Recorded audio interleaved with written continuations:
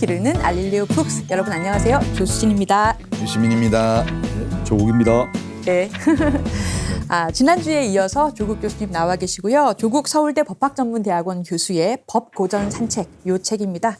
함께 읽어보도록 하겠습니다. 4장부터 산책을 해볼 건데요.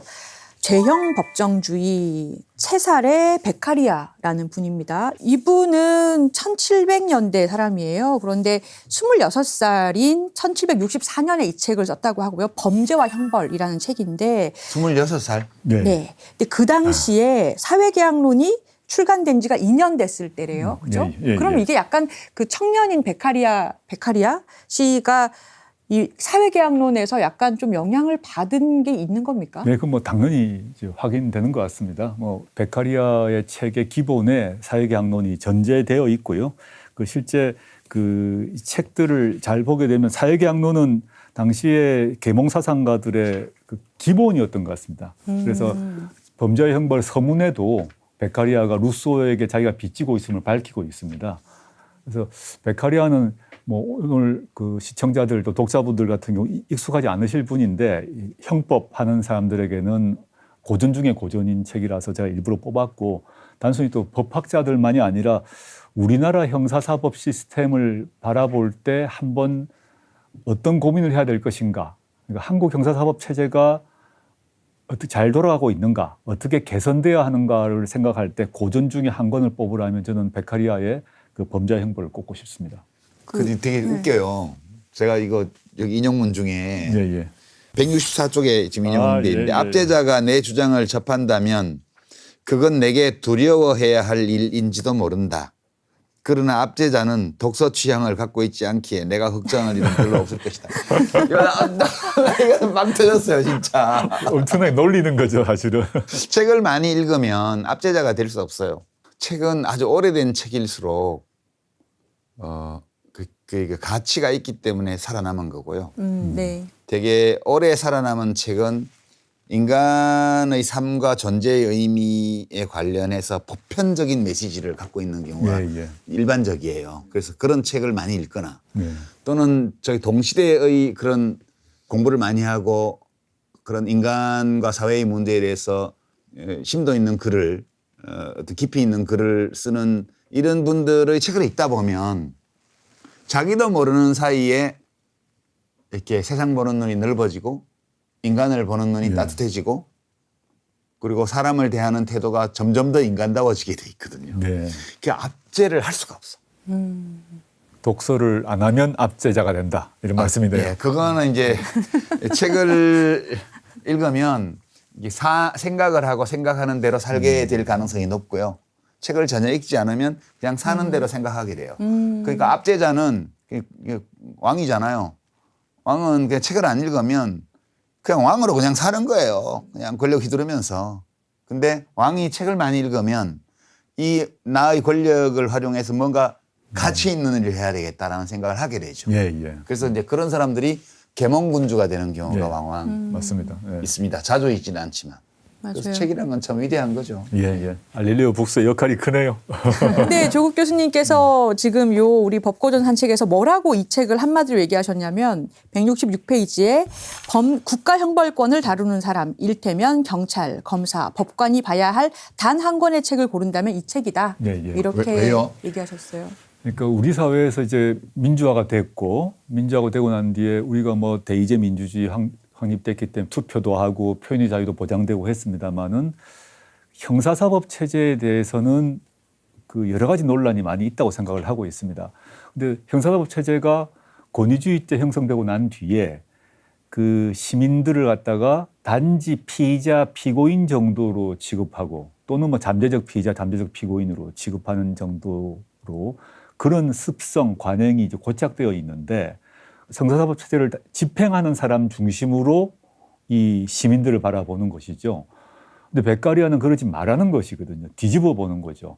형사사법 체제의 집행자 관점이 아니라 그걸 당하는 사람의 관점에서 형사사법 체제를 어떻게 바꿔야 될 것인가에 대한 얘기를 최초로 했고, 그러다 보니 이 뭐 시대와 공간을 넘어서 이 책이 형사사법 체제의 개혁을 얘기한 사람들은 다 이 책에서 출발한다라고 얘기를 하고 있습니다. 그래서 우리나라에도 뭐 우리나라 법조문, 뭐 판례라는 것들 당연히 봐야 되겠습니다만은 근대 민주주의 형사사법 체제의 그 문을 열었던 그 이 책은 꼭 우리나라 법 집행을 하는 사람들이 꼭 읽었으면 좋겠다라고 해서 그 표현을 썼습니다. 아, 그렇군요.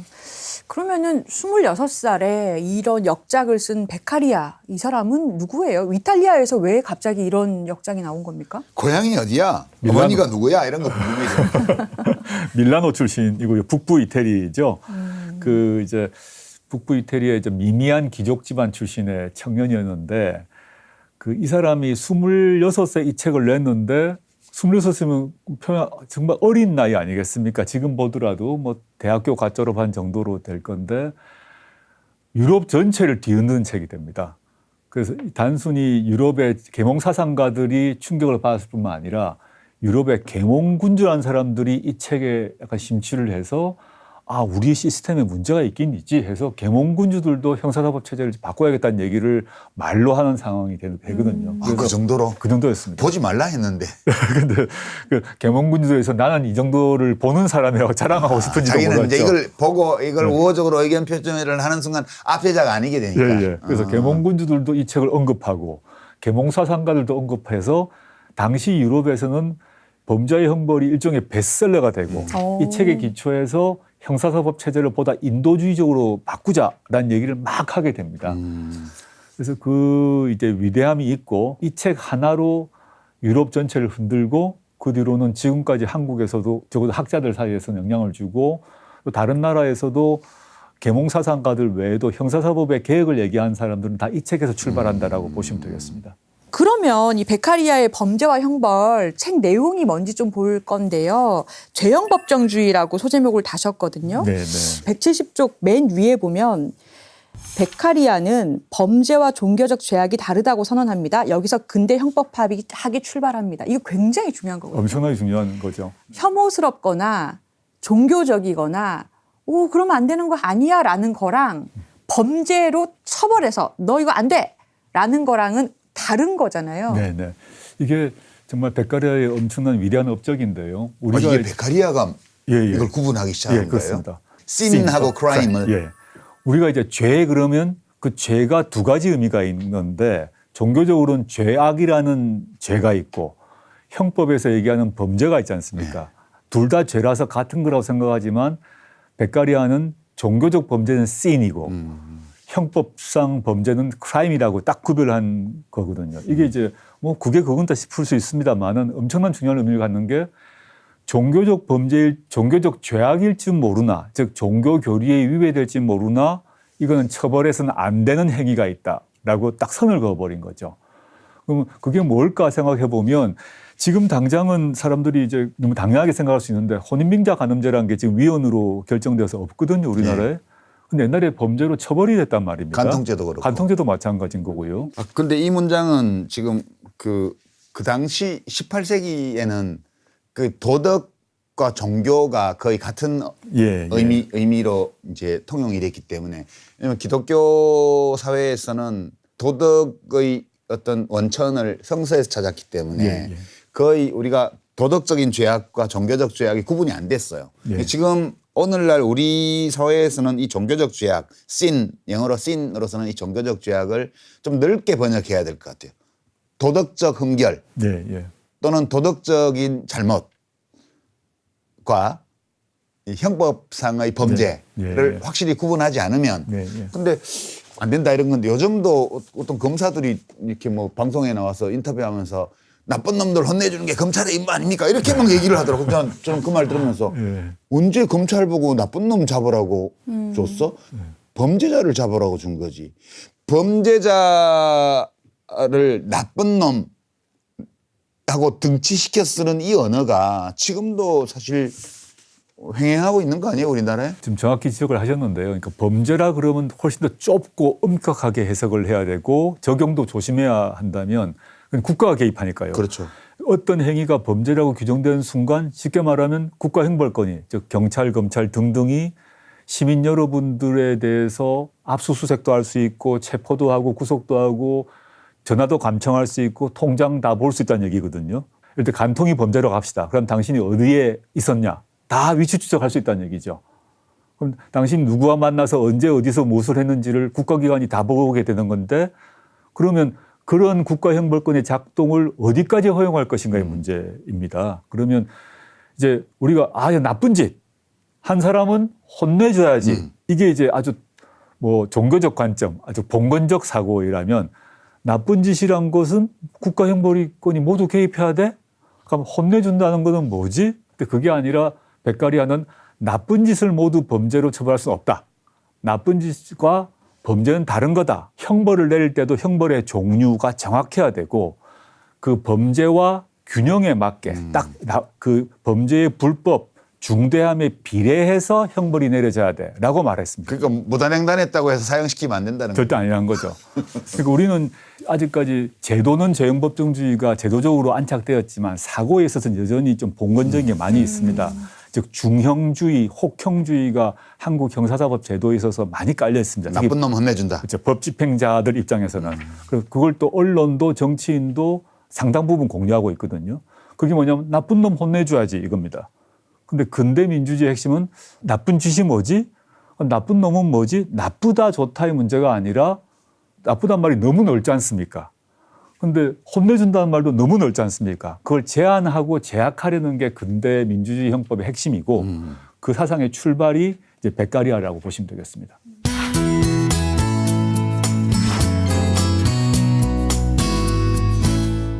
요즘 사는 게 허무하다, 막연하게 불안하다 이렇게 호소하는 사람들이 많은데요. 삶의 의미를 철학적으로 탐색한 책 모든 삶은 빛난다를 소개합니다. 이탈리아의 유명한 두 철학자가 고대 철학자들이 제시한 삶의 지혜들을 일상에서 실천하는 방법을 알려줍니다. 제목이 말하듯이 이 책은 모든 삶에는 의미가 있고 하나하나의 삶은 저마다 다른 색깔의 빛을 내뿜는다는 것을 보여주는데요. 저자들은 부족함이 없는 현대사회에서 우리가 불행하다고 느끼는 이유는 쉬지 않고 남과 자신을 비교하느라 스스로가 어떤 사람인지 모르기 때문이라고 말합니다. 저마다 제각각인 모든 사람이 동시에 같은 결승선을 향해 달릴 필요가 전혀 없는데도 말입니다. 저자들은 꽃마다 피는 시기가 다르듯이 우리 각자의 시간도 다르게 흐른다고 이야기합니다. 그런 관점에서 볼 때 자신이 누구인지 알고 자신이라는 꽃을 건강하게 피워내려는 사람에게 필요한 것은 그 시간을 견디는 철학이죠. 이 책은 끊임없이 우리에게 말합니다. 이 세상에 태어난 순간 우리는 모두 자신만의 꽃봉오리를 반드시 피워낸다라고요. 이 책을 통해 여러분이 꽃피는 시기를 꼭 찾으시기를 바랍니다.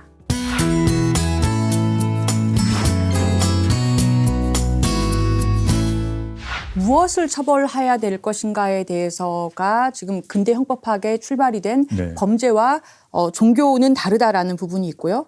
이것을 이제 어떻게 그러면은 처벌하느냐의 문제에서 베카리아가 죄형법정주의를 창시한 사람이라는 거잖아요. 네, 그렇습니다. 근데 종교적인 이유가 아니라 범죄라는 것을 이제 처벌을 해보자. 다만 이것은 국회가 만든 법에 의해서 미리 무엇이 죄고 그거에 대한 형은 어디까지 가능하다라는 게 정해져 있어야만 한다라는 거잖아요. 죄와 형이 법에 정해져 있어야 한다는 주의니까요. 근데 이게 가만히 보면 저희가 일부에서 했던 루소의 사회계약론이나 이런 부분하고 다 맞닿아 있는 것 연결되는 거죠. 같아요.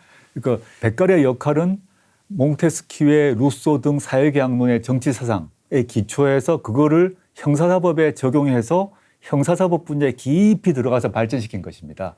그러니까 당시 계몽사상가들은 이제 법률가들은 아니셨기 때문에 그 정치, 철학 이런 높은 수준의 얘기를 했다면 베카리아의 위대함은 그걸 가지고 그 사회계약론의 사상을 딱 가지고 형법으로 깊이 들어가다 보니까 그 분야에 있어서는 다른 사람들이 따라올 수 없는 탁월한 업적을 만들어낸 거죠. 이 사회계약이 범죄를 처벌하는데도 적용돼야 됩니다라고 했던 26살 이 청년이 쓴 이 글이 정말 사람들한테 와닿았던 거네요. 맞아. 그렇죠. 막 아무나 잡아가면 안 돼. 그러니까 우리가 국가형벌권을 동원해서 처벌할 수 있는 종류의 범죄는 뭐지? 그 말은 우리가 사회계약을 통해서 처벌해야 한다는 행위가 뭐지라는 말이거든요. 그러니까 사회계약을 통해서 나라를 만들었다라는 문제를 그대로 범죄로 적용시켜보면 우리 대한민국에서 어떤 행위가 범죄로 규정돼야 되는 거지? 라는 것은 계약을 통해서 이루어져야 되는 것이고 그 계약은 단순히 국가 통치자가 아니라 국회를 통해서 돼야 되는 거 아닙니까? 근데 과거에는 권위주의 사회에서는 뭐 간통도 처벌하고 뭐도 처벌하고 아주 도덕적인 문제를 다 처벌해서 국가형벌권이 시민의 사생활에 다 개입했다면 그런 건 하면 안 된다라는 거죠. 베카리아 입장에서는 안 되는 거다. 그건 사회계약 우리가 동의한 바가 없다라고 얘기를 하는 거고 형벌에 대해서도 마찬가지고요. 근데 이제 이 본문을 읽다 보니까 이제 나는 이 구절을 이 책에서 처음 봤는데 제가 평소에 아주 좋아하는 말하고 비슷한 말이더라고요. 예, 예, 예. 그 뭔데요? 말이 이 베카리아 책에서 나왔구나라는 걸 처음 알게 됐어요. 이 177쪽에 이거 우리 조국 교수가 이거 줄 그으실 줄 제가 알았어요. 개인적으로 참 좋아하는 구절입니다. 이렇게 하는 거 인용을 해놓으셨어요. 예, 예. 뭐라고 돼 있냐면 국민 각자는 법률에 위배되지 않는 행위라면 무엇이든 할 수 있으며 자신의 행위에 뒤따르는 법적 효과 이외에 다른 불이익을 염려할 필요가 없다. 이 신성한 신조가 없이는 합법적 사회는 존재할 수 없다. 이거 좋아하세요, 이 전 문장? 매우 좋아하는 문장이고요. 그 사회에 자유가 보장되어 있느냐 민주가 보장되어 있느냐 할 때 그 법 철학적으로는 이걸 이 태제를 가지고 얘기를 하는데 제가 그 177페이지 밑에 좀 해설을 해뒀습니다만은 약간 헷갈릴 수 있는데 두 가지의 원리가 작동합니다. 하나는 법률이 금지하는 것 말고는 다 허용된다. 이런 원리가 작동되는 나라가 있고 반대로 법률이 허용하는 것만 허용된다라는 게 작동하는 원리가 있다는 것입니다. 그러니까 민주사회, 자유사회라는 것은 법률이 금지하는 것 말고는 다 우리가 마음대로 할 수 있어. 이게 민주고 자유라는 거죠. 그런데 권위주의 정권은 우리가 허용하는 것만 해. 그러니까 사고방식이 완전 반대라는 것입니다. 근데 이 태제를 베카리아가 만들고 베카리아는 뭐냐면 사회계약을 통해서 법률을 만드는데 금지되는 것은 최소한으로 해야 된다. 금지를 최소화해야 자유가 최대화될 거 아닙니까? 그러니까 금지, 즉 형법으로 금지하는 것은 어떻게 최소화해야 된다는 생각을 갖고 나머지 부분은 도덕, 종교 영역으로 풀자라고 생각을 했던 것입니다. 근데 베카리아의 시각이 좀 좁았던 것 같아, 내 생각에. 이래 말해도 되나? 물론. 함부로? 예. 아니, 왜 그러냐면 예, 예. 베카리아는 참 상식적인 사람이에요. 확실히 유럽 사람이야. 예. 이 두 가지밖에 없다고 본 거잖아요. 이게 베카리아가 그건 몰랐던 것 같아. 뭔가요? 이제 저는 사회를 세 종류로 나눠요. 첫째, 법률이 명시적으로 금지한 것 이외에는 다 해도 되는 사회. 이게 민주사회고요. 자유사회고. 예, 예. 법률이 하라고 해도 된다고 한 것만 해야 되는 사회. 이게 권위주의 체제예요. 예, 예. 세 번째가 뭐가 있냐. 법률이 명시적으로 허용한 것도 금지된 나라. 이게 세 번째. 최악이네요. 최악. 이게 독재 전체주의 체제예요. 예, 예. 그러니까 진짜 진정한 독재는 임의적으로 통치하는 거예요. 법에서 해도 된다고 했다고 해서 한 사람을 처벌을 마음대로 안 하는 사회는 완벽한 독재 사회는 아니에요. 그건 다소 경직된 사회지. 진짜 독재 사회는 뭐냐. 법이 허용한 것도 금지된 사회. 법이 허용한 것도 눈치 봐가면서 해야 되는 거예요. 예, 예. 최악이네요. 그게 최악이에요. 우리 법이 허용된 것도 금지된 나라에서 오랫동안 살아봤어요. 맞습니다. 예, 맞습니다. 우리 어렸을 때. 그러니까 박정희 전두환의 시대는 법이 허용한 것도 금지된 사회였어요. 맞습니다. 그 노동관계법, 근로기준법, 무슨 집회 및 시위에 관한 법률 등등. 다 법에서 다 할 수 있도록 돼 있는 거조차도 한번 잡아갔다니까. 맞습니다. 맞아요. 네, 우리 거기서 전태일 열사 관련해서도 지난 시간에 그럼요. 했는데 법 준수하라고 얘기하시면서 돌아가셨잖아요. 마지막 법 구호가 준수하라고 요구하면 잡아가요. 그러니까요. 그 베카리아는 그런 세상을 안 살아봤나 봐. 생각을 못했겠죠. 예. 이게 지금 뭐 전태일 그 책 지난번 방송 봤는데요. 제가 노동법 전문가는 아닙니다만은 우리나라 판례를 보게 되면 노동조합이 준법 투쟁을 합니다. 그렇죠. 그러니까 준법 투쟁은 진짜 법을 지키는 겁니다. 원래는 이제 버스 기사분들이 예를 들어서 이걸 빨리 돈을 벌어야 되니까 속도를 계속 빨리 원래 내부 규정보다 더 빨리 돌리고 빨리 손님 태우고 급발진합니다. 그게 불법입니다. 준법을 하게 되면 원래 차를 세우고 정확한 시간에 기다렸다가 손님 태우고 얼마 뒤에 문 닫고 이게 준법입니다. 그래서 버스 기사분들이 파업을 하면서 그 규정에 있는 그걸 지켰어요. 그 준법 투쟁을 한 겁니다. 그러면 손님이 줄게 되니까 수입이 줄 거 아닙니까? 그러라고 준법 투쟁을 하는 거죠. 그런데 그 준법 투쟁을 했는데 그 준법 투쟁이 업무방해라고 처벌받았습니다. 그런 때가 있었죠. 요즘도 그런 거 있어요. 예, 요즘에도 덥지 않습니다. 맞습니다. 아슬아슬하게 경계를 계속 타죠. 근데 베카리아가 굉장히 앞서간 이 형법 부분에서 그런 학자다라는 생각이 드는 게 형벌은 잔혹할 필요가 없고 범죄에 비례하면 되고 범죄는 예방이 더 중요하다. 굉장히 지금의 이 민주화된 사회에서도 우리도 지금 고민하고 있는 문제. 형벌을 강화하면 사형제를 다시 실시하면 아니면 뭐 형량을 올리면 아니면 소년들을 처벌하는 나이를 대폭 내리면 소년 범죄가 없어지는가. 그래서 우리 지금도 계속 토론을 하고 있잖아요. 촉법소년 연령을 내리자. 네. 뭐 그런 거든 무슨 흉악 범죄가 나타나면 바로 나오는 게 뭐냐면 법정형을 올리자. 네. 그다음에 이제 아까 촉법소년 같은 경우 나이를 낮추자 이런 건데 이게 이제 그 베카리아가 그 처벌보다는 예방이 중요하다라고 계속 강조하면서 형벌을 높인다고 또는 잔혹한 형벌을 한다고 범죄가 사라지지 않는다는 이제 얘기를 하게 됩니다. 데이터도 없이 그런 결론을 내렸죠. 그러니까 놀랍지 데이터를 않아요? 조사를 했는지는 확인 안 됩니다.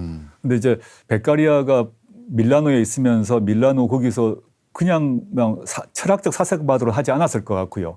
이태리도 그 잔혹한 형벌들을 많이 했기 때문에 그런 뭐 적어도 뭐 우리 같은 통계조사는 하지 않았지만 경험주의적으로 형벌이나 이런 문제를 봤던 것 조사는 한 것 같이 보입니다. 이게 이제 뭐 예를 한번 들어보자면 현재 우리 시민들도 보통의 시민들도 어떻게 생각하냐면 어떤 사람이 범죄를 저질렀어요. 그 나쁜 짓 아니고 범죄 저지르면 저는 이제 콩밥 먹어야 돼라고 생각하고 갔다 오면 그 안에서 반성을 해서 돌아와서 개과천선해서 잘 살 거야라고 우리는 가정을 하고 있습니다. 많은 경우. 근데 실제 상황은 어떤가 하면 이제 작은 범죄를 했습니다. 뭐 청소년이건 어른이든 간에 그걸 단기 자형이라고 그러는데 한 1년짜리 정도로 가면 독방에 있는 게 아닙니다. 그냥 혼것방에 가게 되는데 혼것방에 그 사람을 넣어두면 그 혼것방에는 정말 나쁜 범죄인까지 포함해서 상습범하고 같이 열 몇 명이 같이 삽니다. 즉 1년 동안 초단기 집중 범죄 학습을 하게 됩니다. 그 안에서 반성하고 교육해서 돌아오는 게 아니라 거기서는 낮과 밤에 그 사람들 같이 있게 되죠. 같이 있게 돼서 우리가 가정은 감옥 갔다 오면 반성해서 잘 될 거라는 가정이 전혀 실현되지 않고 가서 오히려 범죄의 수법을 배우고 범죄의 네트워크를 형성해서 돌아오게 됩니다.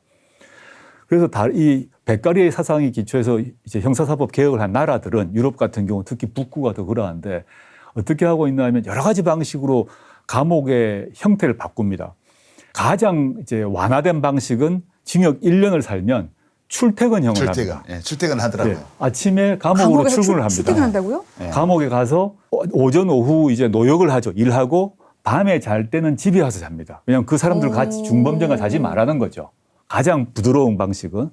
그 다음에는 주중에는 감옥에 있고 주말에는 집에 있고 또는 주중에는 집에 있고 주말에는 감옥에 있고 이렇게 아주 세분을 해서 우리는 뭐냐면 격리를 시켜서 중형을 때려서 그 사람을 넣어두면 할 거다. 그러면 사회 복귀가 될 거다. 그게 아니란 것을 유럽이 계속 실험을 해봐도 아니라는 걸 확인됩니다. 그건 보통은 통계적으로. 해고당하고 이혼당하고 그래서 다시 나락에 빠지는 경우가 많죠.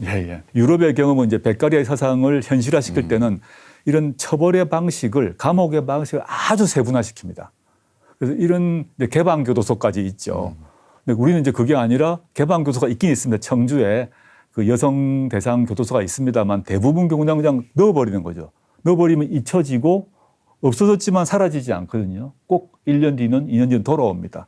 그러면 또 잡아놓고 이런 것들에 대한 이제 비판을 하고 있다라고 저는 생각하고요. 그러니까 베카리아가 사실 범죄를 예방하는 192쪽에 보면 가장 효과적인 방법은 형벌의 잔혹성이 아니라 형벌의 확실성에 있다 이렇게 썼거든요. 아주 유명한 태제죠. 예, 아주 뭐 베카리아의 아주 유명한 명제인데 고문 폐지론도 베카리아가 확실하게 고문 폐지, 사형 폐지를 얘기를 했고요. 루소 같은 경우 사형 지지를 했습니다. 네, 루소의 사회계약론에 기초하면서도 베카리아는 사형은 우리 사회계약에 안 들어있다. 루소는 사회계약에 들어있다고 생각했죠. 그러니까 뭐 프랑스 혁명에서 다 단두대에서 목을 잘랐지 않겠습니까? 근데 베카리아는 그걸 더 고민을 했던 것 같아요. 사회계약에서 아무리 나쁜 짓 했다 하더라도 목숨을 날리는 계약을 한 적은 없다라고 이제 얘기를 한 것 같고요. 유 작가님이 말씀하신 고문 문제 폐지가 정말 중요한 문제 같은데 당시 유럽 전체에 고문이 만년에 있었습니다. 베카리아가 고문 폐지를 주장을 하면서 이게 큰 영향을 줍니다. 사형 폐지는 아직까지 큰 영향을 안 줬던 것 같아요. 당시에는. 그런데 사형 폐지로는 그 후대로 가서 지금 EU에는 사형 폐지를 해야만 가입이 가능하지 않습니까? 그래서 EU 가입하려는 뭐 터키나 등등 같은 경우도 사형 폐지 때문에 가입이 되니 많이 하고 있거든요. 근데 사형 폐지는 최근 들어서 EU의 공통된 아젠다라 한다면 그 당시는 사형까지는 계속 해야 되는 상황이었던 것 같아요. 근데 고문 폐지 문제에 대해서 유럽 전체가 반성을 하게 되고 고문을 없애는 쪽으로 쭉 가는 중요한 계기가 됐던 저작이라고 볼 수 있습니다. 네. 제가 이 장을 읽으면서 되게 놀랬던 게 우리 헌법 조항이 되게 많아요. 이 네. 베카리아를 다룬 장에 이 죄형 법정주의도 우리 헌법에 규정이 맞습니다. 있고요. 맞습니다. 네, 맞아요. 예. 그다음에 비례균형의 원칙 이것도 네, 있어가지고 마찬가지입니다. 예. 위헌 결정 날 때 보면 이거 네. 인용하는 경우 되게 많고요. 네. 고문 폐지도 고문 예, 폐지, 있어요. 고문받지 않을 권리, 맞아요. 그다음에 신속한 재판을 받을 권리 네. 이게 다 전부 이 베카리아 이 책에서 인용한 문장들에서 우리 헌법 조항들을 네. 네. 예, 찾을 수가 있어요. 그리고 그 이게 이제 18세기 네. 이 책이잖아요. 예, 예. 근데 거의 이 고문 폐지와 관련해서 그 이야기해 놓은 것들은 푸시킨 이 19세기 중반에 썼던 대위의 딸 보면 거기에 고문에 대한 얘기가 나오는데 푸시킨도 읽은 것 같아. 그러니까 푸시킨이 제가 지금 기억하기에 그렇게 그 문장이 기억이 나는데 피의자의 범죄 부인이 무죄의 증거가 될 수 없다면 네. 같은 이치에서 피의자의 자백이 유죄의 증거가 될 수 없다. 그러니까 제가 대위의 딸 보면서 너무너무 놀랬거든요. 네, 네. 그 실제로는 그 형식상 그때 러시아에서 고문 폐지에 대한 황제 애칙령이 있긴 있었는데 실제로는 그냥 횡행하고 있었거든요. 예, 예. 그때 그 부가조프 농민 반란에 연루되었다가 혀가 잘린 사람을 네. 거기 등장시키면서 그 얘기를 쭉 네. 하는데 문장이 너무 비슷해요. 저는 그 푸시킨 문장인 줄 알았는데 이게 봤더니 베카리아 문장을 많이 가져온 것 같아. 뭐 하여튼 형벌 제도, 감옥 제도를에 대해서 말한 사람들은 유럽 사람 중에서 거의 다 베카리아를 다 봤다라고 보시면 됩니다. 저도 이거 읽어봐야 되겠다는 생각이 네, 저도 들었어요. 사서 사무실에 좀 꽂아놔야 될 것 같아요. 네. 말 나온 김에 제가 책에 살짝 썼습니다만 우리나라에서 이제 유신 전두환 때 보면 뭐 강도 높은 고문들은 폐지됐지 않습니까? 물론 그 시대도 법적으로는 고문이 금지였습니다. 네. 고문이 금지됐는데 했죠. 예, 헌법에 안 된다고 돼 있었죠. 아까 말씀하신 예. 것처럼 하지 마라 그래도 다 했단 말입니다. 그래서 민주화되고 난 뒤는 이제 고문 자체가 폐지는 됐습니다. 실제 또 정기 고문, 물고문 당하면 시민들이 가만히 있겠습니까? 그건 못 참죠. 근데 제가 일부러 살짝 요즘에 인기 끄는 그 영화 범죄도시 얘기를 했는데 범죄도시 영화 저도 재밌게 봤는데 거기 보면 이제 이 형사 덩치 좋은 그 마동석 마동석 씨가 네. 그 진실의 방으로 하면서 CCTV를 가리고 가서 난리지 않습니까? 네, 저도 보면서 약간 그랬습니다. 네, 그저 예. 재밌게 봤는데 범인을 현재 체포할 때 격투를 벌이는 건 허용될 수밖에 없죠.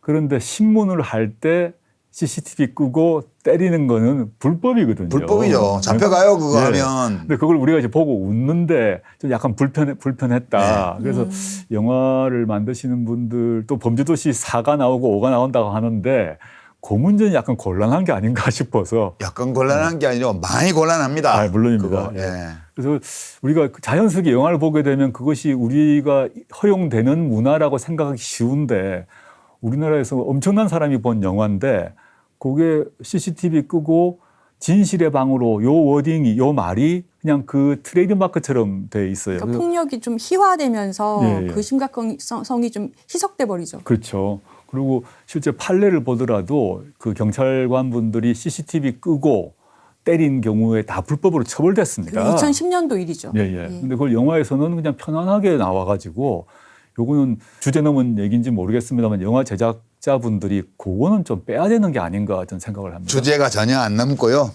법학자라면 당연히 예, 그런 예. 말씀을 해주셔야죠. 네, 맞는 말씀입니다. 자, 우리 4장 넘어가서 이제 5장으로 가볼게요. 소수자 보호와 사법 통제.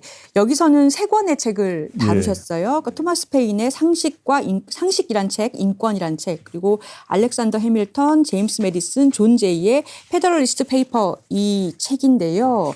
여기서는 이제 미국으로 갑니다. 예, 예. 미국의 1700년대인데 이 토마스 페인의 상식이라는 책은 미국 독립혁명의 정당성을 설파한 글, 그리고 인권이라는 책은 프랑스 혁명을 옹호한 글이고요. 그리고 페더럴리스트 페이퍼는 미국 독립혁명이 성공한 이후에 어떤 나라를 만들 것인가에 대해서 논의하면서 밝힌 그런 책이거든요. 토머스 페인부터 좀 어떤 사람인지 살펴볼까요? 페인은 이제 영국 출신의 국제혁명가입니다. 이게 저는 좀 놀라웠던 게 미국의 독립이 정당하다라고 막 설파를 했는데 누군가에서 보니까 영국 사람이에요.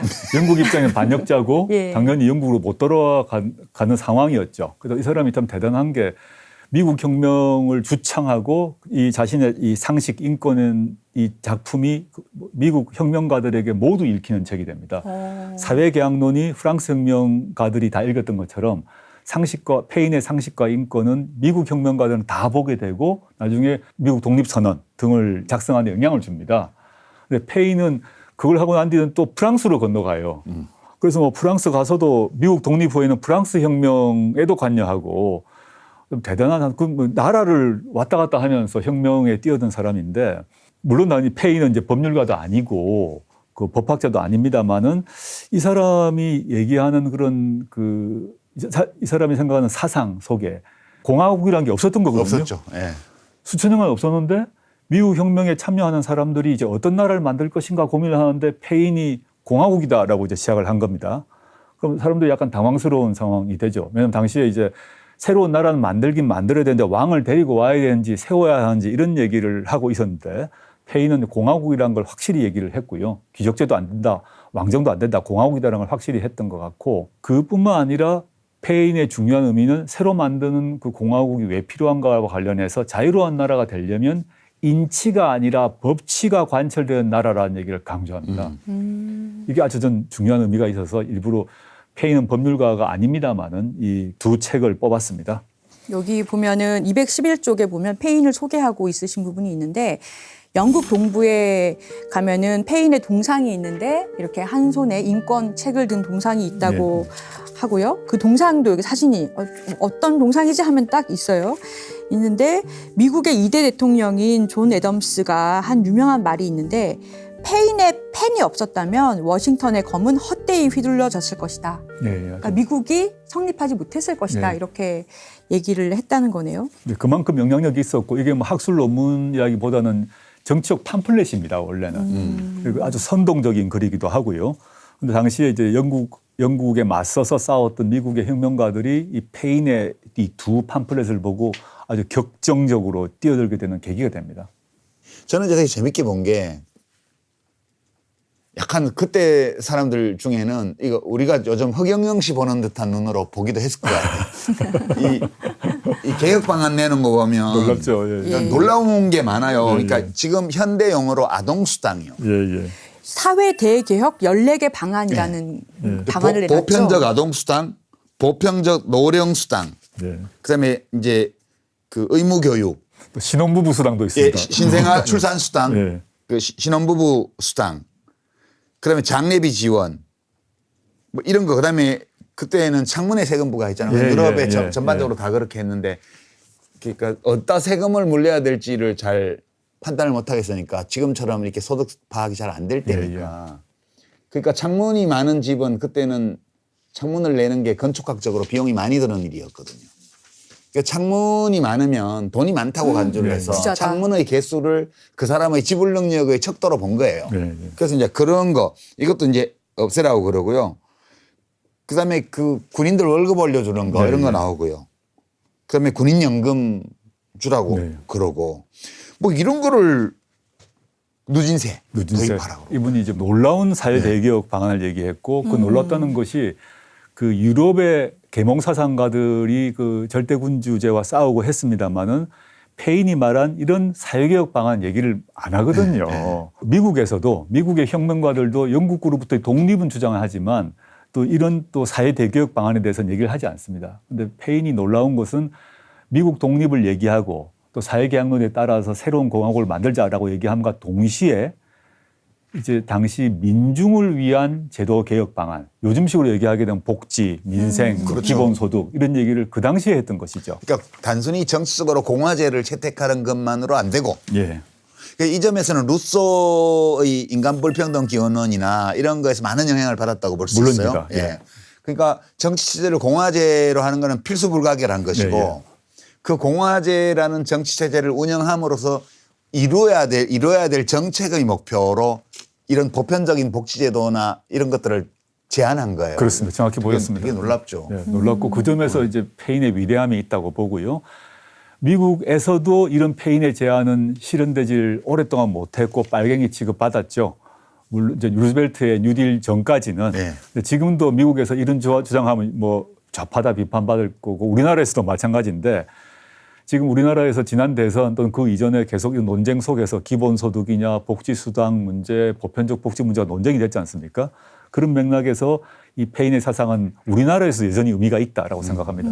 교수님께서 이 페인의 이 원문을 읽고 저는 이 문구를 처음 접했을 때 가슴이 찌릿했습니다. 이렇게 네. 하면서 원문을 인용하시고 그 뒤에 이걸 갑을 선진국 책 내셨을 예, 때 예, 또 예. 쓰셨던 부분도 또 인용을 한번 읽어보겠습니다. 다음과 같이 말할 수 있을 때 우리는 헌법과 국가를 자랑할 수 있을 것이다.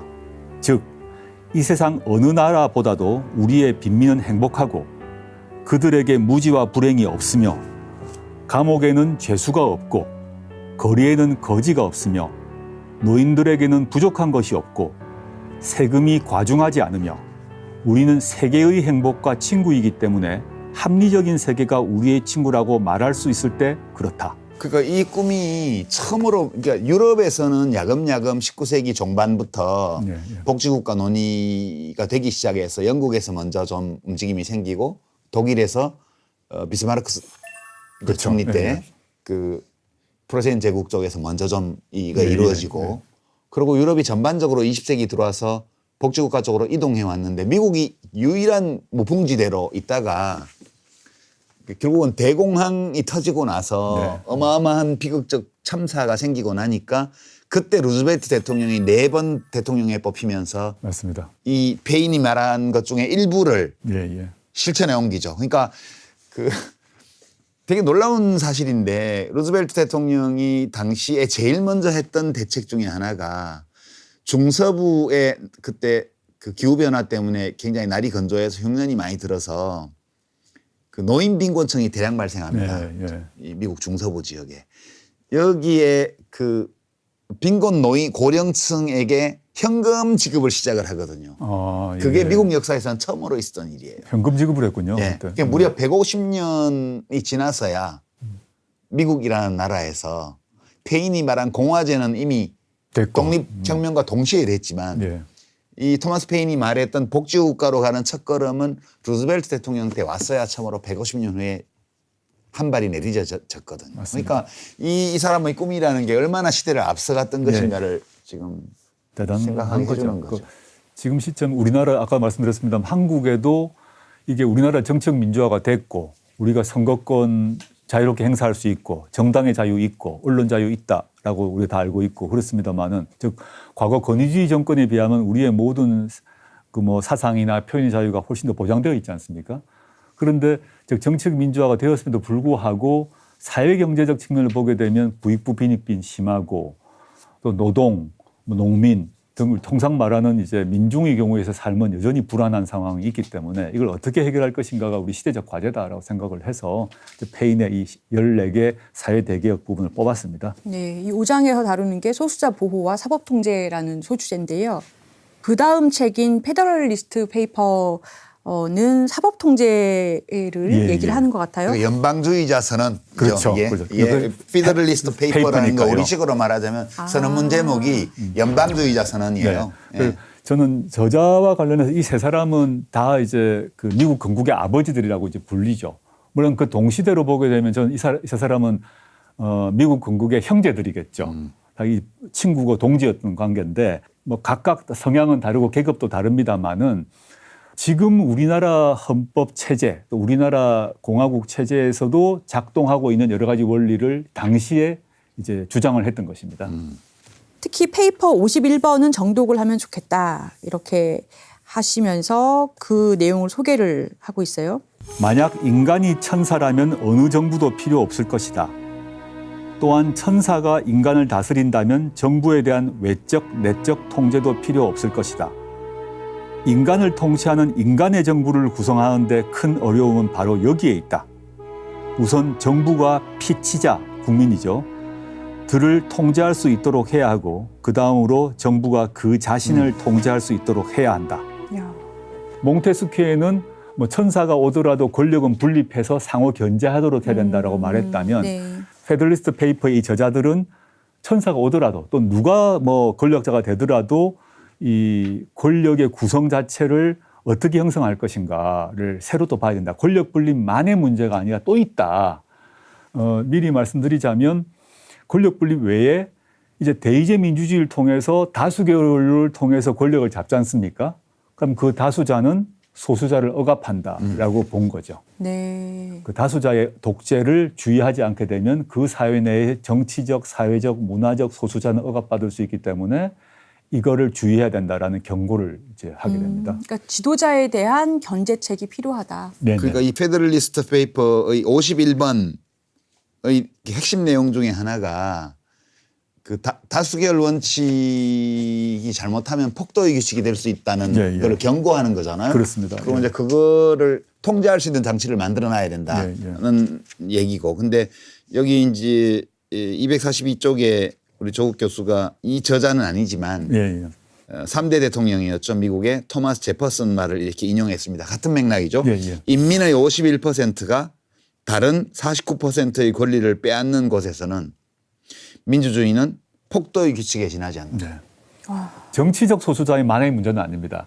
그러니까 뽑은 사람이 51%가 49%의 소수자를 억압하는 문제 외에도 이제 아예 그 투표 과정에서 대의민주주의 과정에서 자신의 의사를 반영도 할 수 없는 사람들이 생길 수도 있습니다. 그런 경우는 또 더 억압될 수 있다는 거고 문화적으로는 예를 들어 뭐 종교적 소수자라거나 또는 뭐 동성애자라거나 이런 경우에 있어서는 정치적 다수자, 소수자 모두에게 억압될 수도 있거든요.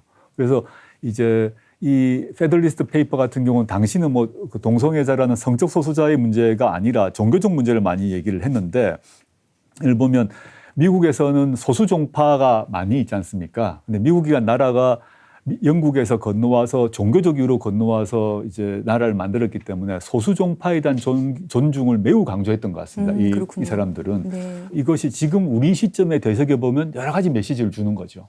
근데 이 페이퍼, 페더럴리스트 페이퍼의 공동 저자 중에 한 사람인 이제 알렉산더 해밀턴이 네. 이제 그거에 대한 대책으로 제시한 것 중에 중요한 내용이 법원의 완전한 독립하고 그다음에 입법 행위를 무효로 하는 법원의 권한 네, 이 두 가지인데 그 두 번째 거는 이제 헌법재판소 미국 같으면 연방 대법원에서 하는 위원 심사 기능이 있고요. 우리가는 헌법재판소가 따로 있고 독일도 연방 헌법재판소가 맞습니다. 따로 있고 그렇습니다. 그런 식으로 이제 이게 현실화가 됐고 법원의 완전한 독립은 헌법에 명문 규정을 넣고 뭐 법원 조직법이나 이런 등등의 그런 행정법에 넣어서 이렇게 해놨습니다. 근데 법원의 완전한 독립을 해준다고 되나? 아니 판사들이라고 해가지고 51%에 가담 안 한다는 보장이 어디 있어요? 그러니까 지금 두 측면에 나눠서 말씀드릴 것 같습니다. 유 작가님 말씀 정확히 무슨 말인지 알겠고요. 근데 이제 요 페더리스트 페이퍼가 나왔을 때 이 사람들의 문제의식 상황으로 먼저 얘기하자면 그 전까지는 다수결, 대표자 뽑는 것, 공화국 이런 거였는 거죠. 그러면 이제 다수결은 법원은 다수결로 뽑힌 게 아니죠. 시험 쳐서 쉽게 말하면 시험 쳐서 된 겁니다. 우리의 대표자가 아닙니다. 그래서 몽테스키에 같은 경우는 법관을 매우 비판을 했습니다. 근데 공화국을 새로 이제 만들려고 이 사람들이 하다 보니까 다수결로 투표를 하다 보면 소수자는 전혀 보호가 안 되는구나 싶어서 이 페더럴리스트 페이퍼의 세 사람은 선출되지 않는 권력, 즉 사법부가 소수자를 보호해야 된다라고 설정을 했고 그것이 미국 연방대법원에서 보게 되면 인종 문제, 여성 문제 이런 것들에 있어서 연방대법원이 계속 소수자 보호하는 판결을 내리는 게 그 이 흐름입니다. 그러니까 지금은 최근에는 이제 뭐 그 낙태 문제 같은 경우 뒤집어지긴 했습니다만은 워렌이 이제 대법원장이 되면서 이제 큰 그 법원에 의해서 소수자 보호가 이루어지는데 그 출발이 여기 있습니다. 그러니까 다수자에 의해서 대변되지 못하는 사람들 양심적 병력 거부자들, 뭐 여성들, 흑인, 유색인종들 뭐 등등등등 같은 경우는 투표에서 반영이 안 되니까 자신의 이익이나 자신의 고통이 그 대변되지 못한다. 그럼 국회는 그걸 안 해줄 거다. 로비를 해도 로비가 안 먹힐 거다. 그러면 선출되지 않는 권력인 법원이 이 사람들의 생각을 보호해줘야 된다. 그래서 위헌 결정을 해야 된다. 그러면 입법부와 사법부가 서로 견제를 하게 된다라고 설정을 했고 그게 이제 미국 대법원이 좀 어려운 용어로 이제 그 적극주의라 그러는데요. 사법 적극주의를 하게 된 계기가 여기에 있습니다. 그렇군요. 이제 유 작가님 말씀하신 거 관련해서는 그런데 보면 트럼프 때 연방 대법원을 바꿔버리니까 낙태죄를 다시 또 불법으로 하는 거로 바뀌어버렸지 않습니까? 우리나라도 지금 분명히 사법부가 특히 헌법재판소가 위헌 심사를 하도록 권한을 헌법이 줬습니다. 이 페더리스트 페이퍼의 저자들이 원했던 거는 정치적, 문화적, 사회적 소수자를 보호해서 다수자의 대변자인 국회를 견제하라인데 실제 헌법재판소가 그걸 하고 있는가의 문제는 다른 문제인 거죠. 두 개를 좀 아주 어려운 문제입니다. 그 역할을 제대로 못하더라도 아예 없는 거하고는 비교할 수가 그렇죠. 없는 거죠. 있어야 되는 거죠.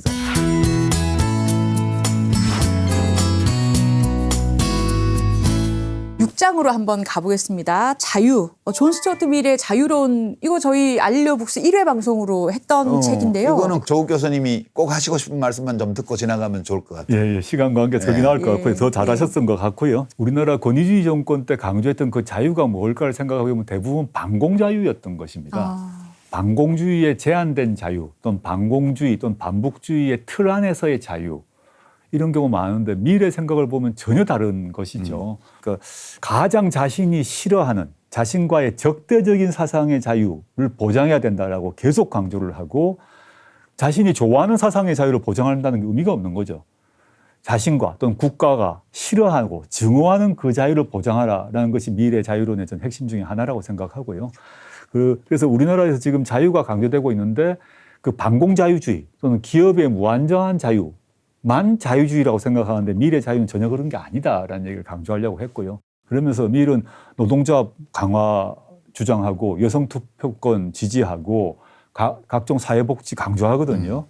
근데 이게 이제 어떻게 보면 근대 자유주의의 원형인데 우리나라에서는 그 반쪽만 들어왔다라는 생각이 들어서 이 책을 이제 소개했습니다. 그러니까 자유론에서 다수의 의지로도 사회나 혹은 국가가 개입하면 안 되는 자유의 영역을 설정을 했거든요. 네. 이게 우리 특히 자유권적 기본권과 관련해서 헌법의 앞부분에 쭉 나와 있는 그 대목과 그 마지막에 여기 열거 안 했다는 이유로 무시하지도 말고 그리고 법률로 제한한 경우에도 그 본질적인 내용은 침해하지 마라라고 돼 있는 이 규정이 자유론에 출발했다. 네. 그 점은 확실히 좀 얘기를 할 필요가 있는 거죠. 네. 이것도 다수결로도 하면 안 되는 거를 얘기를 맞습니다. 하는 거예요. 똑같이 그 말씀을 했죠. 네. 그러니까 미래 위대함이 그러니까 미래 자유주의가 우리가 살고 있는 통상 말하는 민주공화의 자유주의의 핵심이거든요. 핵심이에요.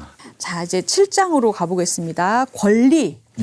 우리가 자유, 평등, 뭐 사회 계약론, 소수자 보호, 뭐 법치주의, 형벌주의 했고요. 권리를 같이 보도록 하겠습니다. 마지막 장이고요. 이 뒤에 있는 8장, 9장은 저희가 일부에서 다뤘고 이제 10장은 덧붙여서 읽어보시면 될 것 같습니다. 루돌프 폰 예링의 권리를 위한 투쟁. 저자는 1818년에 태어나서 1892년까지 있었던 분이고 독일 사람이에요. 예. 권리를 위한 투쟁. 이분은 뭐 어떤 분이신가요? 독일에서 태어난 뭐 법학 교수이고 요 책은 이분이 이제 오스트리아에서 퇴임했는데 오스트리아 퇴임 이제 기념 강연을 요약한 겁니다. 자신의 전 사상들을 자신의 강연에 요약하지 않겠습니까? 강연은 문이 이제 권리를 위한 투쟁이고요. 이 사람이 이제 그 권리를 위한 투쟁이라고 이제 해서 보면 요지는 권리를 보장받으려면 그 권리의 주인인 시민이 투쟁하지 않으면 안 된다라는 얘기죠. 간단히 얘기를 하면. 근데 그런 건데 그 전에 하나 말씀드릴 거는 이 사람이 왜 19세기의 최고의 법학자라고 불리냐 하면 뭐 조 변호사님 뭐 잘 아시겠습니다만 법학자들 또는 법률가들이 개념과 논리를 중시하지 않습니까? 예. 그 개념의 정확성, 논리의 정합성 등등을 따지고 논쟁을 하는데 예링이 이제 뭐라고 갈파했냐면 그 개념과 논리보다 더 중요한 게 그 법 뒤에 있는 그 목적과 이익을 봐야 된다. 그러니까 하늘에 떠 있는 그런 개념과 논리 싸움이 아니라 실제 그 개념과 논리 뒤에 있는 그 계급, 계층, 집단의 이익, 목적 그걸 봐야 제대로 보인다라고 갈파를 합니다. 그게 이제 그 이전에 좀 형이상학적 논쟁 또 논의와 딱 선을 긋습니다. 그래서 사람들이 충격을 받는 거죠. 아주 막 온갖 어려운 얘기 쓰는데 예링은 그 뒤에 그 이익이 뭐야, 목적이 뭐야라고 이제 묻는 사람이 된 거죠. 그 점에 위대함이 있고 그 다음에 이제 권리란 걸 가지고 이 사람이 독일 사람은 약간 보수적인 느낌을 줄 수 있는데 영국 사람이나 미국 사람에 비해서 제목도 뭐 권리를 위한 투쟁이 필요하다는 얘기를 계속 강조해서 두고 이제 법학자들에게 읽히는 그런 명저가 되었습니다. 그리고 정말 유명한 말 있잖아요. 권리 위에 잠자는 자는 보호받지 못한다. 예, 예. 이게 이분이 하신 말씀이라고. 예, 그렇습니다. 아, 그렇군요. 저는 몰랐어요. 그 약간 이제 법을 어떤 학술 연구와 논리의 산물로 본 게 아니고 실제 사람들의 개별적 집단적 투쟁의 결과 맺어진 협약으로 보는 관점이죠. 이게. 그런 거죠. 예. 그러니까 법은 이래야 한다가 아니고 법은 이렇게 해서 만들어진 거야. 예. 맞습니다. 어떤 법조항이 만들어졌을 때는 그것이 만들어진 이유가 있는 거야. 누군가가 그걸 요구를 했고 예. 그 목적이 있었고. 요구들 중에서 사람들이 정당하다고 받아들이는 것들이 법으로 명문화된 거니까 우리가 법을 해석하거나 법을 집행할 때는 원래 이 법을 만든 목적, 이 법조항이 만들어진 취지를 봐야 돼. 예. 라고 말하는 거여서 법학을 공부하지 않은 저 같은 사람은 상식적으로 딱 와닿는 얘기던데. 그러니까 법학을 전공하지 않는 뭐 경제학자, 정치학자, 사회학자는 당연히 그렇게 보는데 예.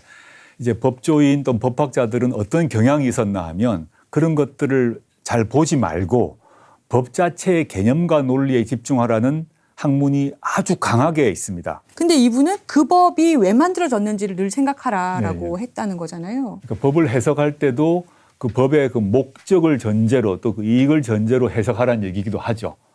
이게 이제 예링의 위대함인데 아까 지금 우리 유 작가님 말씀하신 것처럼 일반 시민들은 다르게 생각할 겁니다. 아니 당연히 법률 뒤에는 이익이 있고 목적이 있는데 왜 그걸 빼고 해석하지 이 사람들은? 그러니까 그거 없이 법이 왜 만들어졌어? 아니 그런 게 없으면 법이 왜 만들어졌겠냐고. 그러니까 사람들이 이상한 소리를 하고 있어. 그렇게 생각하죠. 제가 약간 이해를 잘 못하는 걸 수도 있는데 저도 이 편을 보고 좀 질문도 드리고 싶었었거든요. 그러니까 법이 사실은 가장 마지막에 보수적으로 뭔가를 해석해서 판정을 해줘야 되는 분야가 아닐까요? 그렇죠. 그러니까 이게 그 법이라 예링도 그런 얘기를 하고 하는데 그 예링의 말을 빌자면 법의 목적은 평화고 평화를 얻는 수단은 투쟁이다 이렇게 태제를 합니다. 그러니까 법이란 건 이제 만들어지면 그 법을 지켜야지 평화가 유지될 거 아닙니까? 일단 그 법률이 개폐되기 전에는. 근데 예링은 어떻게 봤나 하면 당연히 이제 법이라는 것은 평화를 유지하는 것이고 따르면 이제 보수적인 접근을 할 수밖에 없는데 이제 예링이 이제 목적 이익을 강조한 이유가 그 법이 만들어지기 전까지는 계속 수많은 계층 계급 집단의 투쟁이 있었다. 네. 이걸 지적하고 있고 두 번째 그 계층 계급 집단에 패배한 사람들은 현재 존재하는 그 법에 자신의 이익과 목적을 반영하지 못했거나 덜했던 거겠죠. 그렇죠. 그럼 불만이 생기겠죠. 그럼 새로운 투쟁을 벌지 않겠습니까? 네. 그럼 그 법이 바뀐다. 이거를 이제 흐름을 지금 너무 당연한 얘기입니다. 사회학적으로는 너무 당연한 얘기인데 예링은 그 시점에 독일에도 개념법학이 아주 강했기 때문에 개념법학에 빠져있던 법학자들 앞에서 충격을 준 겁니다. 그 형이상학적으로 철학적으로 그 개념이 또 혼자 살아 움직인 게 아니고 법률도 다수자가 만들었다고 그러지만 그 뒤에 깔려있는 목적과 이익이 있어서 만들어진 거고 그걸 통해서 변해 나가는 거다라고 얘기를 했던 거죠. 법은 움직이는 거야 이런 얘기를 바로 한 그 거네요. 얘기입니다. 법은 움직인 거다라는 그래서 얘기를. 판례가 계속해서 이 최대한 그 어떤 법에 해석하여서 움직일 수 있는 만큼 최대한으로 바로 적용을 그거죠. 해주고 나서 어느 한계점이 도달하면 그 법은 개정이 되는 거예요. 그러니까 법이 만들어지고 다음에 이제 바뀌기 전까지 기간이 있지 않습니까? 네. 그 기간 동안에는 그 법률에 자신의 이익과 목적을 반영하지 못했던 사람들은 이제 불만이 생길 수밖에 없겠죠. 주로 그런 사람들은 소수자겠죠. 그럼 이 경우 이 기간 동안 어떻게 할 거냐? 이 소수자의 고통이나 이익이 반영되지 못한 경우 다음 법률이 바뀔 때까지는 기간이 있는데 그럼 법원은 그 사람들의 목소리를 받아들여서 법률을 해석해라, 적용해라 라는 그런 함축을 갖고 있죠. 여기 저는 저 예링이 안 읽어봤지만 여기 인용된 문장들을 보면서 되게 신기했던 게 감정이 되게 중요하대잖아요. 네, 예, 예. 그 법에 호소하고 소송을 거는데 감정이 되게 중요하대요. 네. 그 감정이 쓸데없는 게 아니라는 거예요. 네, 네, 그게 자신의 인격적 존엄을 실현하는 수단이 되기 때문에 소액 소송하고 이런 사람들을 깔보지 마라. 네. 그래서 5원짜리 공중전화 소송 얘기를 조국 했습니다. 교수가 여기다 했어요. 되게 재밌더라고요. 이거 소개 좀 해주세요. 아니 책을 어차피 구입해서 읽으실 분들은 보시게 될 텐데 그래도. 네. 그러니까 1969년에 어떤 시민이 있었는데 그 우리 지금 보기 힘들지만 그 주황색 그 동정전화기가 있었습니다. 예, 그 당시가 압니다. 이제 예. 원을 넣었는데 삼켜버리고 전화가 안 되는 겁니다. 그러니까 많은 사람들은 아이 재수 없어 하고 집에 갈 건데 이 사람은 이건 참을 수 없다. 국가가 이걸 관리를 안 한 거고 참을 수 없고 5원을 받기 위해서 소송을 제기합니다. 소송비가 더 많이 들었겠죠. 따지면 시간 뭐 그다음에 소송 비용 등등 했는데 끝까지 소송을 겁니다. 그래서 이깁니다. 이겨서 당연히 5원을 돌려받죠. 근데 이 사람에게 왜 당신 그랬냐? 사람들이 아 쓸데없이 그 5원 받으려고 그랬냐라고 할 수 있는데 그 사람은 아니다. 나는 5원이 아까워서가 아니라 이렇게 말합니다. 고장 수리에 무성의한 전화당국과 불친절한 관리자를 일깨워주기 위해서 괘씸한 공중전화를 공중의 이름으로 고발한다. 라고 말하면서 소송을 했고 이걸 계기로 어떻게 됐나 하면 우리나라 행정부 전체가 행정부가 관리를 잘못하면 소송을 당할 수 있고 그게 불법이 되는구나 알게 됩니다. 이건 이제 5원짜리지만 나중에 이 소송을 계기로 근데 지나가다가 맨홀에 빠졌다. 또는 차를 몰고 가는데 뭐 그 지방자치단체가 또는 정부가 관리를 잘못해서 내 차가 문제가 생겼다. 그럼 다 소송할 수 있지 않습니까? 근데 그게 이 소송과 긴밀한 관련이 있죠. 여기서 국가를 대상으로 행정소송을 해서 이겼거든요. 이기니까 아 이런 것도 시민이 소송해서 이길 수 있구나를 시민들이 알게 된 것이죠. 그 예링의 표현이겠죠 이게 도덕적 고통이라는 예. 표현이에요. 도덕적 고통. 되게 사소한 건데 내가 이 사회의 한 구성원으로서 민주사회의 시민으로서 국가의 주권자로서 그리고 성실한 납세자로서 가지는 어떤 자존감 같은 게 맞습니다. 있는데 이게 그 나를 대신해서 사회를 운영해 나가고 있는 그런 정부나 공직자들이 나를 전혀 존중하지 않고 있다. 네. 이러면 불쾌감과 분노 이런 걸 느끼는데 이거를 도덕적 고통이라고 네, 표현을 했고 이 도덕적 고통을 해소하는 방안으로서 법에 의지하는 이거를 굉장히 좋게 얘기를 했더라고요. 예링이. 듣고 보니까 저도 옛날에 막 그런 소액 소송하는 사람 보면 인생을 저렇게 힘들게 살지 이랬는데 소송을 안 하면 그게 더 힘든 거야. 그 사람은. 그죠? 그렇죠. 이거 사람마다 그 권리 침해가 됐을 때 어떻게 할 것인가. 그냥 재수 없다. 내가 잘못했지. 내가 재수 없지. 이런 경우도 있지만 예링은 그때 그 작은 것이라 하더라도 도덕적 고통을 느껴서 소송을 통해서 이길 때 세상이 바뀐다라고 얘기를 한 것입니다. 그러니까 이 예링 님이 너무 소송을 좋아하는 거 아닌가 이런 생각이 들 수도 있겠지만 요 본인은 이렇게 얘기를 했다고 해요. 323쪽에 보면 권리를 위한 투쟁 머릿말에 예링이 나는 권리를 위한 투쟁을 모든 분쟁에서가 아니라 오직 권리의 침해가 동시에 인격을 경시하는 데만 요구하기 때문이다. 양보와 화해, 관용과 온유, 조정과 권리 주장의 포기 등은 나의 이론에서도 역시 합당한 자리를 온당히 차지하고 있다. 소송왕은 아니라는 거죠. 예링이. 그렇죠. 권리 침해가 나의 인격을 건드린다고 생각할 때 그게 5원짜리건 뭐 몇천만짜리건 나의 자유의 문제, 재산의 문제 뭐든 간에 그 상대방이 또는 국가가 나의 권리를 침해했는데 그 권리 침해가 나의 인격까지 건드리는 거다. 그러면 그때는 참지 마라 이런 얘기입니다. 그러니까 이 책의 핵심 메시지는 이제 권리를 위해선 투쟁을 해야 하고 그것이 필요할 때는 아무리 작은 권리가 침해됐더라도 필요할 때 투쟁을 해야 한다. 근데 이 사람 대단한 게 되게 전방위적으로 지적으로 뛰어나세요. 예링이. 저는 이제 저도 법학을 공부했으면 읽었을 것 같은데 여기 셰익스피어를 디스했어요. 세게. 이 얘기 좀 해주세요. 저는 읽으면서 이걸 이렇게 볼 수 있구나. 그러니까 이게 참 예링의 베니스의 상인 다시 읽긴 거죠. 네. 우리가 베니스의 상인 그러면 샤일록은 나쁜 놈, 고리대금업자, 그다음에 그 재판관은 착한 사람, 뭐 이렇게 대부분 이해가 돼 있고 근데 자세히 법학적으로 보게 되면 그 샤일록한테 돈 빌려갖고 안 갚아준 안토니오가 나쁜 사람이거든요. 돈을 빌려가지고 안 갚고 그러니까 재판도 그 실제 판사가 아니라 위장한 안토니오의 약혼자가 위장해 가가지고 판사로 위장해서 판결 내린 겁니다. 그 당시 시점에 그 계약 뭐 살을 몇 프로 1파운드 떼어라 그때 피를 갖다가 흘리지 마라 이런 것들은 그렇게 해석하는 것. 그러니까 살을 떼야 된다고 했는데 재판관은 피는 흘리지 말고 살을 떼라고 한 거는 그거는 그 당시 억압받은 소수 민족 샤일록에게 돈을 안 갚게 하려고 기교를 부린 거라고 본 거죠. 법기술을 부린 거다. 법기술을 부려서 통상적으로 보게 되면 살을 자르면 피가 나는 거 아니겠습니까? 근데 피를 흘리지 않게 살을 잘라라라고 말함으로써 샤일록의 권리를 보장하지 않게 만들었고 샤일록의 전체 자산을 빼앗게 만들고 개종하게 만들고 이건 하나의 억압이었다 본 겁니다.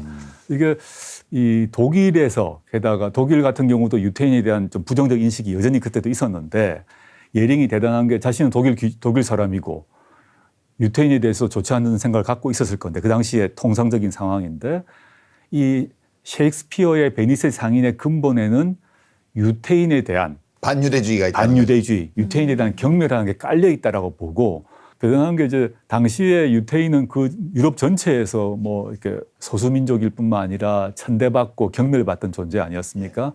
그 셰익스피어의 작품 같은 경우가 아주 광범하게 읽히고 있을 때인데 예링은 달리 본 거죠. 샤일록에게도 권리가 있다. 그 권리를 이런 식으로 억압해서는 안 된다라고 얘기를 한 것입니다. 셰익스피어는 뭐 영국은 반유대주의가 그렇게 강하지 않았다고 그러지만 이제 유럽 기독교인들 전반적으로 유대인에 대한 편견 같은 것들이 있었기 때문에 이제 셰익스피어도 거기 물들었던 거죠. 네, 그렇게 어떻게 보면은 또 그 대중에 영합한 게 있었겠죠. 그렇죠. 네. 셰익스피어는 대중작가잖아요. 네, 네. 그냥 우리 저기 다룰 때 조지 오웰 다룰 때 그 얘기 했잖아요. 아, 네. 셰익스피어는 진짜 대중작가예요. 그러니까 대중의 정서에 영합하는 이런 거고 예링은 진짜 법학자니까 네.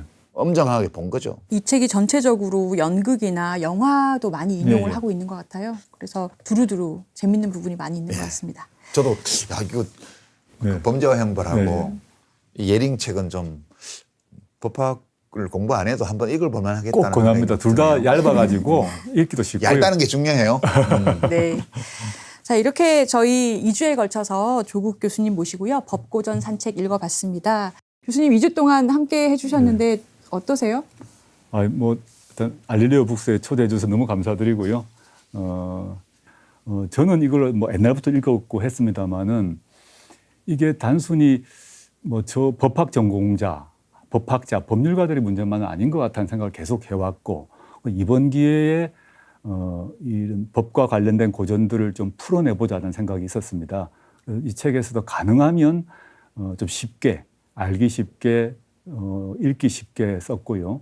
그리고 더 중요하게는 이런 법고전 사상가들의 생각이 우리나라 대한민국 현 시점에 어떻게 적용될 것인가에 대해서 살짝 행간에 제 생각을 넣었습니다. 그래서 물론 몫은 이 책을 읽으실 독자분들이 이 원저자들의 생각과 제가 행간에 넣어둔 저의 생각을 같이 발견하셔가지고 한번 현실에 대한 고민해 보시고 우리나라 법과 우리나라 제도가 더 개선되고 발전될 수 있도록 하는데 고민을 모아주시면 좋겠습니다. 오늘 반갑고 많이 즐거웠습니다. 네. 다음 주는 저희가 공개 녹화 방송으로 여러분을 찾아갑니다. 다음 주에 같이 읽어볼 책은요. 정지아 작가의 아버지의 해방일지인데요. 지난번 79회 녹화 방송을 저희가 공개 방송으로 했을 때 그 방청하러 와주신 분들 대상으로 어떤 책을 저희가 다음 공개 방송으로 했으면 좋겠는가 조사를 좀 했었거든요. 근데 설문에서 이 책을 다뤄달라는 얘기를 굉장히 많이 하셨대요. 이 작가님께서 또 추천하신 책이기도 한데요. 예. 제가 이 소설을 추천한 것은 무슨 어느 이상한 신문사에서 말하는 것처럼 무슨 좌파 책이라서 그런 게 아니에요. 그냥 읽을 만한 책이라고 정말. 예, 그리고 이렇게 좀 세상이 좀 어수선해 보이고 뭔가 걱정거리가 많을 때일수록 사랑하는 사람들과 잘 지내는 것이 되게 중요합니다. 저는 그렇게 생각해서 이 책을 이제 독자들께 권했던 거고요. 정지아 선생을 게스트로 모시고 네, 직접 나오십니다. 예, 그 사는 얘기 좀 나눠보려고요. 우리 올해 마지막 방송이고 네. 이번 시즌에 또 마지막 방송이고 알릴리오 북스에 그리고 또 공개 녹화고 그렇잖아요. 그렇기 때문에 좀 넓게 우리가 나눠 가질 수 있는 어떤 이야기를 담고 있는 책이 좋겠다 하고 생각하고 있던 차에 또 시청자 여러분들이 이 책 했으면 좋겠다 이렇게 말씀 주셔서 그 따뜻하고 즐거운 시간을 연말에 예. 한번 가져보도록 그렇게 맞아요. 저희가 바랍니다. 연말마다 따뜻한 책을 해왔잖아요. 예. 이 책 진짜 따뜻해요. 예. 다음 주도 많이 기대해 주시고요. 구독과 좋아요, 알림 설정까지 팟캐스트로도 많은 관심 부탁드립니다. 인사드리고 마치겠습니다. 예, 수고하셨습니다. 수고하셨습니다. 네. 감사합니다. 예. 네.